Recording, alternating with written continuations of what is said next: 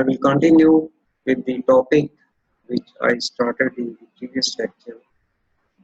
We are discussing the various aspects in which we have to deal with the mentally disordered persons.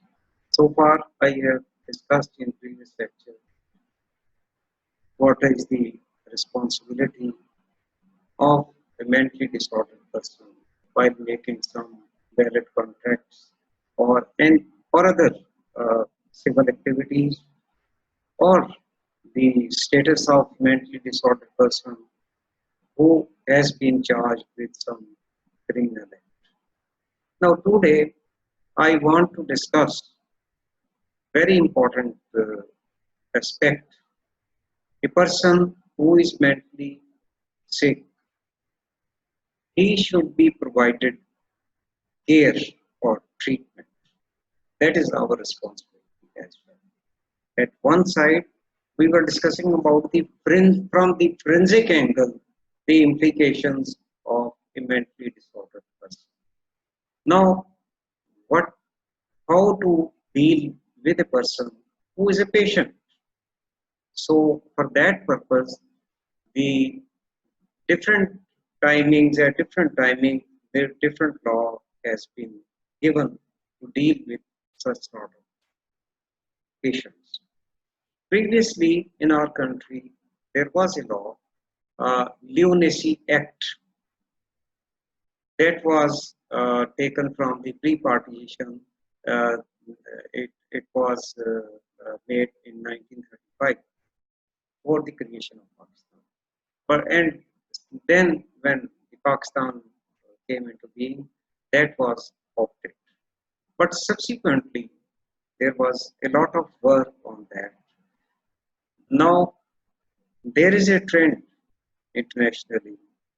We don't call the mentally sick person as a lunatic, but a better term has been given to describe the person who have any sort of mental dysfunction. They are labeled as the mentally disordered person. So in 2001, a law was made, or that law basically replaced the previous old law, the Lunacy Act, with the new law that is titled as the Mental Health Ordinance 2001.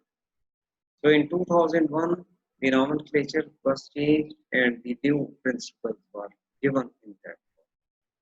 So what is basically the mental?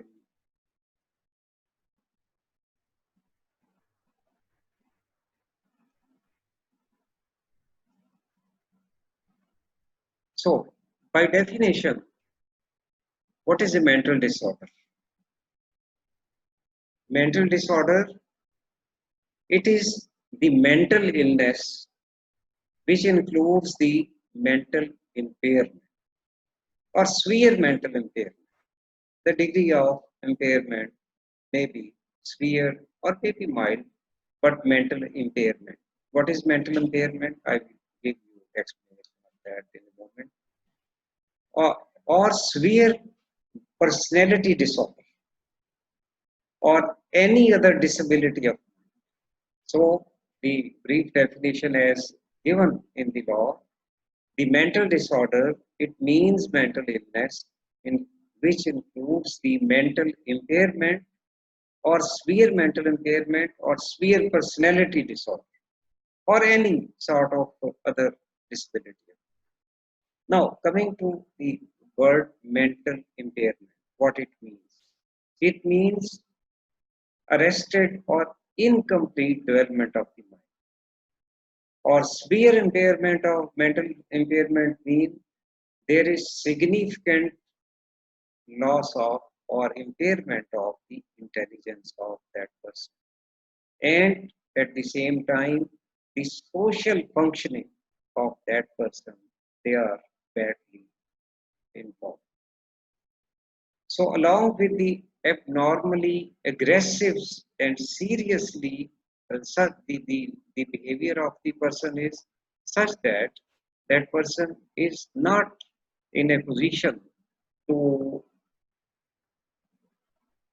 behave properly in the society. His conduct in the society is highly irresponsible. At the same time, it is abnormally interactive and at times it becomes aggressive. So the mental impairment means that person is not normally interacting with the society. He may become irresponsible as well as aggressive in his behaviors. So there is another word which has been used in definition. One was the mental impairment or serious mental impairment, or secondly, the severe personality disorder. Personality disorder, it means a persistent disability of mind with or without impairment of the intelligence, which result into abnormally aggressive and seriously irresponsible conduct.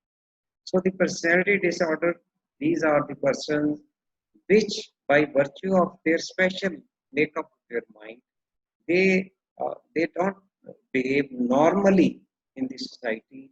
They become aggressive and irresponsible most of the time. So such sort of person, they are also considered the cases included in the mental disorder.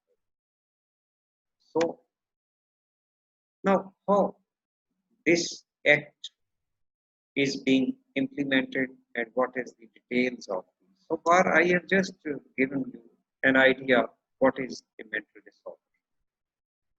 Now, who is the custodian or who is the authority which is responsible to manage this act or this ordinance for the benefit of mentally disordered person?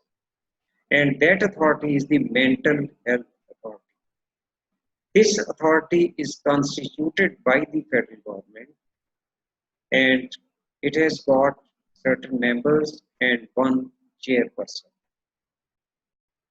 that is being appointed by the federal government, the Ministry of Health at the federal level. The various members, they include the Secretary Health Federal, Secretaries Health Provincial, one Secretary of Health from each province. Advisor in psychiatry, that is represented from the general headquarters or the army representation. And next are the 7 eminent psychiatrists of 10 years standing. So these are the members in the mental health board. Secretaries, advisor of psychiatry from army side, and 7 psychiatrists of good standing, 10 years standing in the, in the different areas from where the government may take them and incorporate them in this pen. So what is the function of this authority? The authority advises the government on the matters related to promotion of mental health. The first, the job of this authority is to give the suggestions or the recommendations how the mental health can be best possible, can be delivered to the country. They give their recommendation because there are 7 psychiatrists are included in this board, mental health authority board. Second function of this authority is to develop and establish new standards for care and treatment of the patient.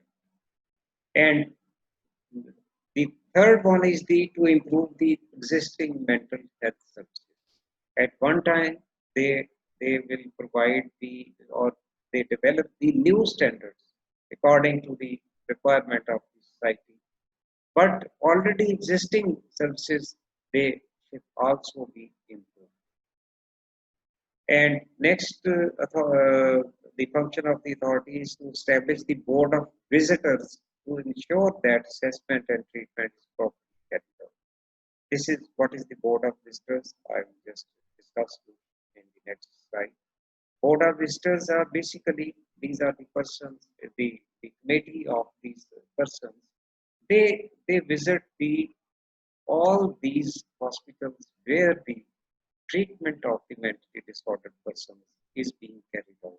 And they directly look after these patients by visiting that particular health facility, which is providing treatment to the mentally disordered person.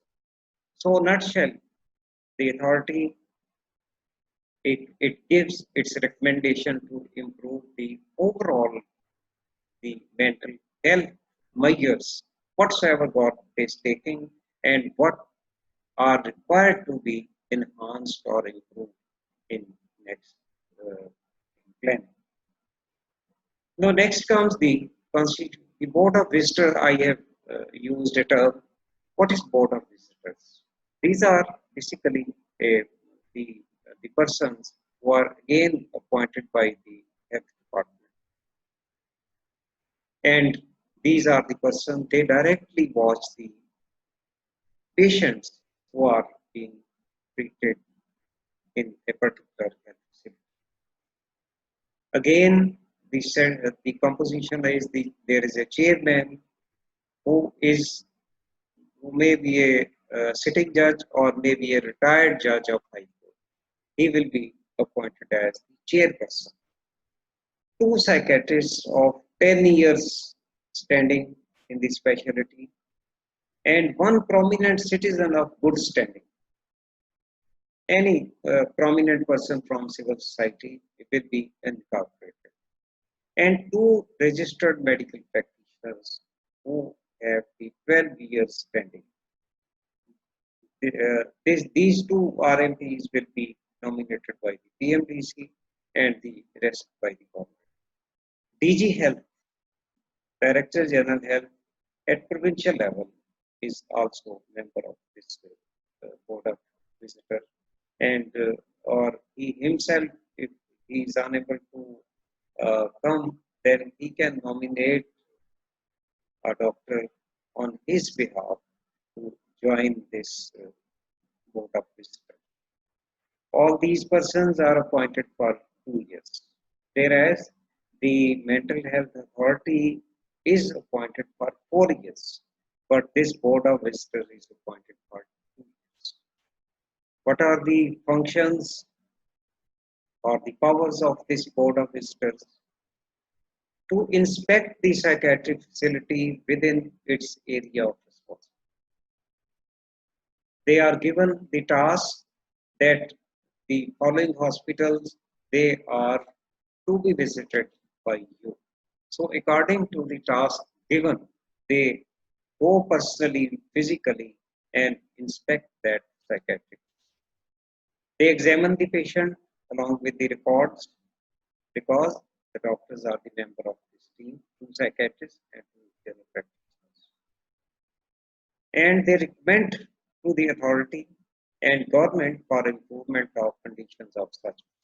If they find that there is a need of enhancement of services or the facilities at that particular hospital, they send recommendation to the government to facilitate that center where the treatment of the mental disordered person is going on.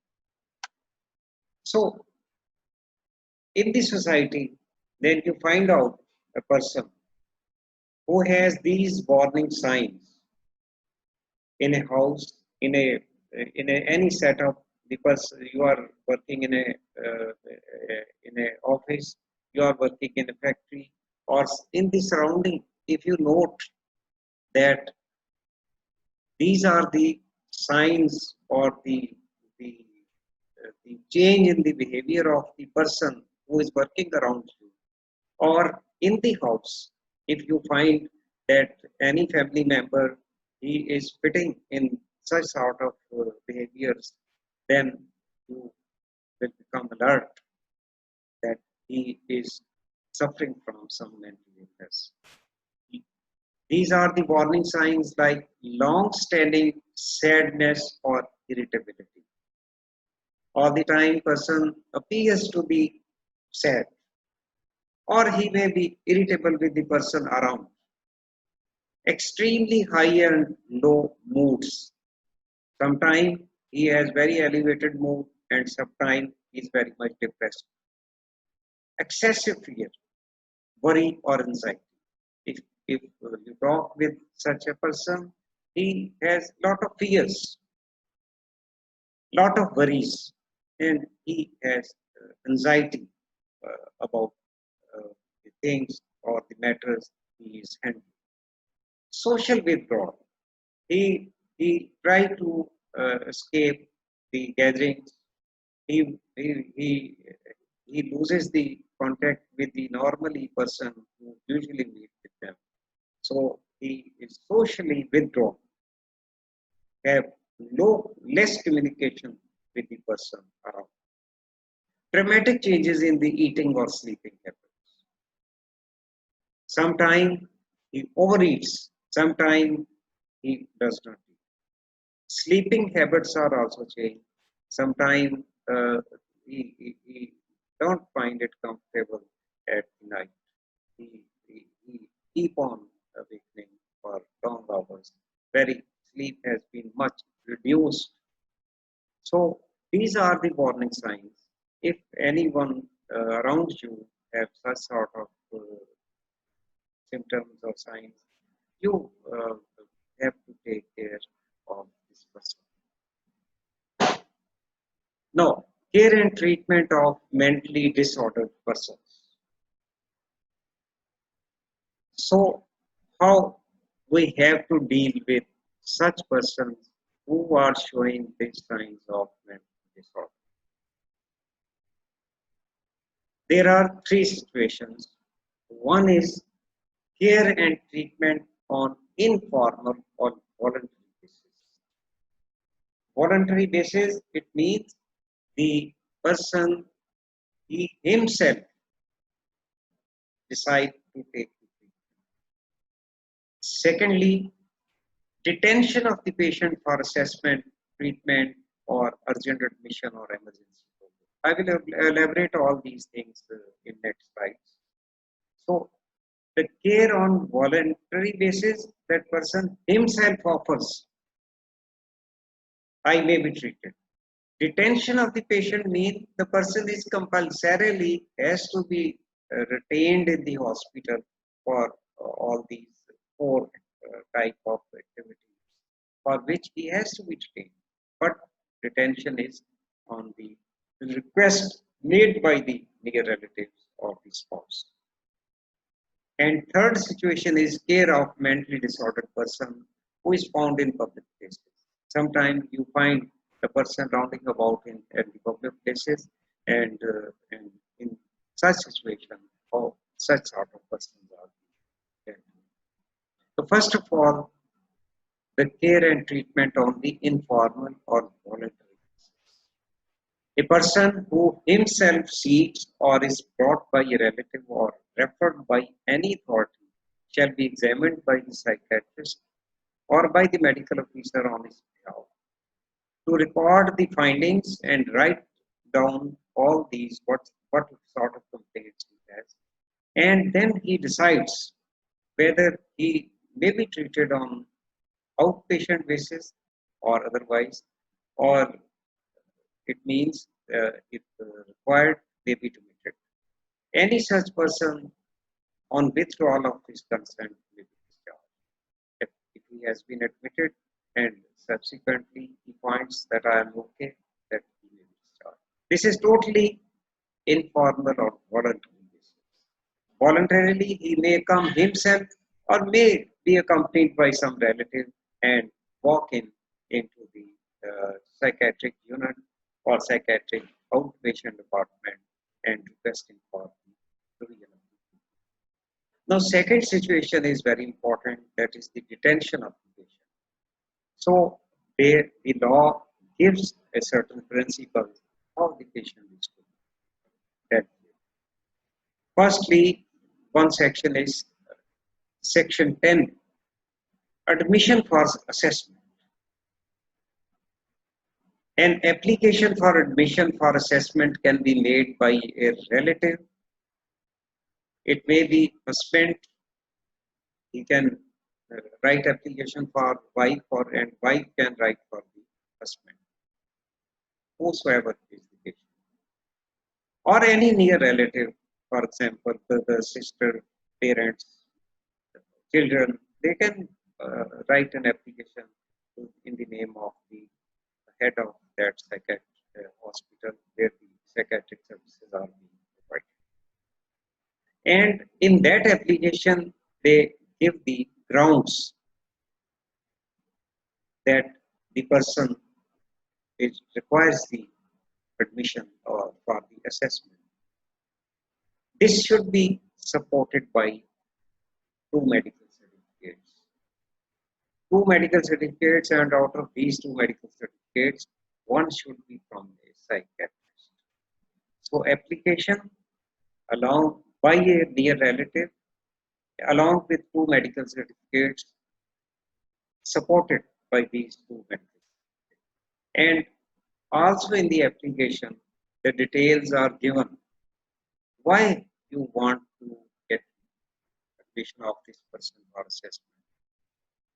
These are the details. The relative will write down that he is suffering from mental disorder of such a nature or degree which warrants the detention of patient in psychiatric facility for assessment. Or after assessment, if he is found that he is a patient of mental disorder, he may be provided treatment. So this application initially is given for the assessment, and it is in continuation then request is made for the admission for treatment. There is one ground giving the detail that person whatsoever he is presenting. Secondly, he ought to be detained in the interest of the own health or safety or for protection of the others. A mentally sick person, he has not understanding how to care himself. So for the safety of that person, the admission in the psychiatric unit is required. But at the same time, the mentally disordered person, he has not normally working mind. He can harm to the persons around, the person in the surroundings. Online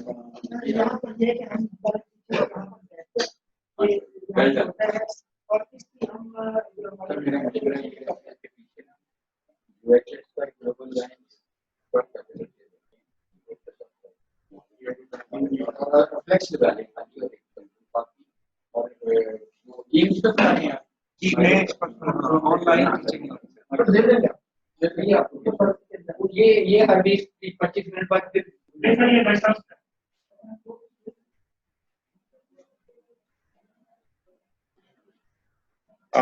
sorry, there was interruption in my talk because today we have Vice Chancellor of University of Health Sciences is over here because in this Central Park Teaching Hospital we have started a Corona patients treatment center.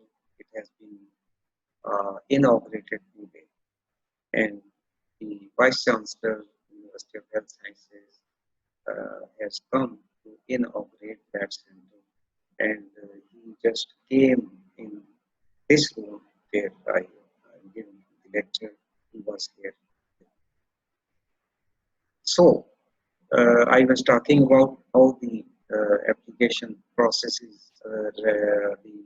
The application is given by the relative for admission of a patient having mental disorder.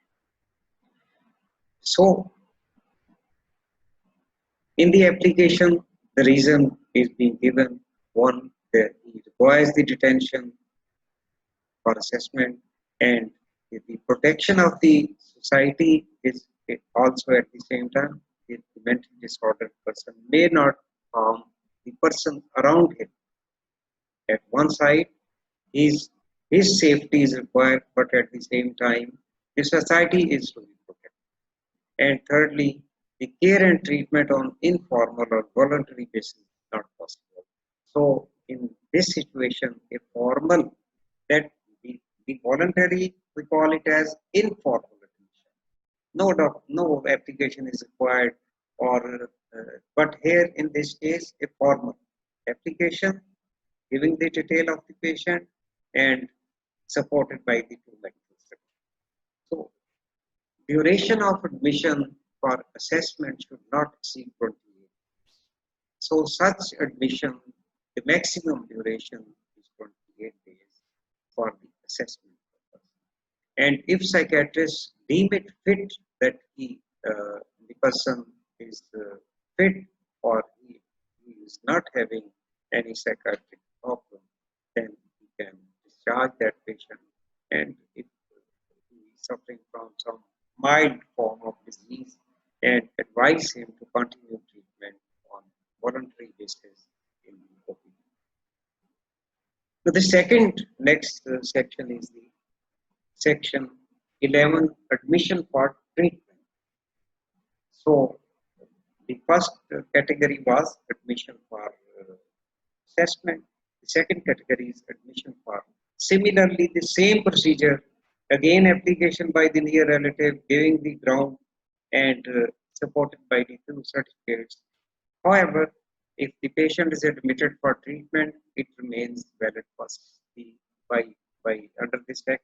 The person can be retained in the health facility for 6 months. Just like for the assessment, you can keep the patient for 28 days, and for treatment, you can keep for 6 months. There is another situation: urgent admission. Sometimes the person is so much aggressive that the relatives of they take the patient and carry to the hospital. There is no time to follow for the application and to write to take the two medical certificates. They request the in charge of the hospital that please the patient may be urgently admitted, and the subsequent formalities will be carried out. So for 72 hours, the person can be admitted under this provision, and subsequently the the formalities of the application and medical certificates is completed. And there is a third situation, that is the section 13, emergency holding. Sometimes the patient is already admitted in a hospital, and he wants that that if admitted patient wants or wish to attempt to leave that hospital, but the medical officer or doctor in charge of that patient care facility, he thinks that his fitness is not up to the mark, that he can't be discharged right now. So he can hold the discharge of the patient for 24 hours. We call it as emergency. So these are the 5 types of admissions, and which are dealt. Medical officers, when they issue the medical certificates, there is a condition that medical officer had signed recommendation the day of application or just before that, and both medical officers may examine patient together or separately, and in later case, gap not more than 5 days should be there. All right, and then because your time is over, I will continue the next the how the various effects of the patient, how we get the discharge from such psychiatric facility, and we will continue the rest of